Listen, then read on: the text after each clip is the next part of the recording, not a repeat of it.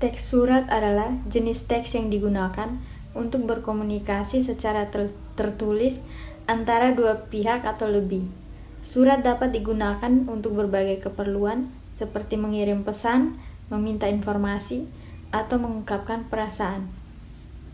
Contoh teks surat yaitu surat pribadi kepada teman atau keluarga, surat lamaran kerja, surat pengajuan proposal, surat permohonan informasi, dan surat ucapan terima kasih.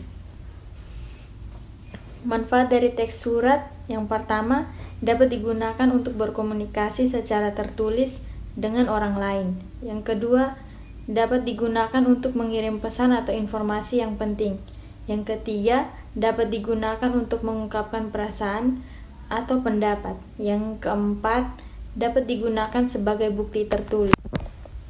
Struktur teks surat yang pertama, tanggal surat ditulis. Yang kedua, alamat pengirim dan penerima. Yang ketiga, salam pembuka yang digunakan untuk memulai surat.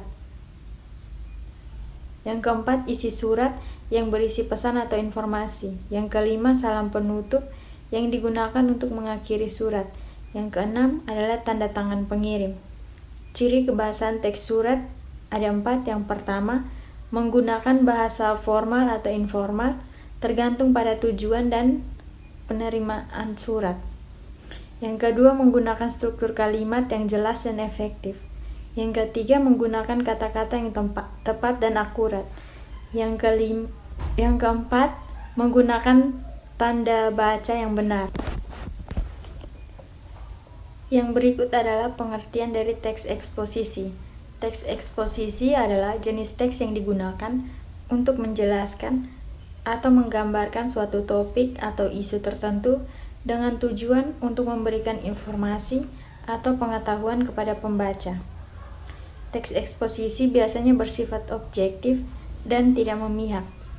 Contoh dari teks eksposisi yaitu artikel ilmiah tentang suatu penemuan baru, terus laporan tentang suatu peristiwa atau kejadian, deskripsi tentang suatu tempat atau objek, penjelasan tentang suatu konsep atau teori.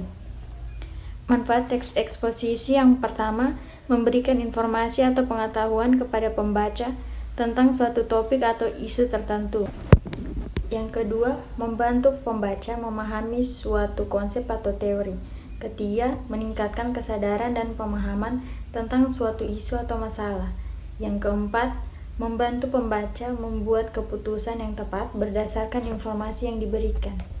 Yang berikut struktur teks eksposisi. Yang pertama, pendahuluan. Bagian yang memperkenalkan topik atau isu yang akan dibahas. Yang kedua, isi. Bagian yang menjelaskan atau menggambarkan topik atau isu tersebut. Yang ketiga, kesimpulan. Bagian yang merangkum atau menyimpulkan informasi yang telah disampaikan. Adapun ciri kebahasaan dari teks eksposisi antara lain menggunakan bahasa yang objektif dan tidak memihak, menggunakan kata-kata yang tepat dan akurat, menggunakan struktur kalimat yang jelas dan efektif, menggunakan contoh atau ilustrasi untuk memperjelas informasi, menggunakan sumber atau referensi yang dapat dipercaya. Oke teman-teman, terima kasih sudah menonton videonya.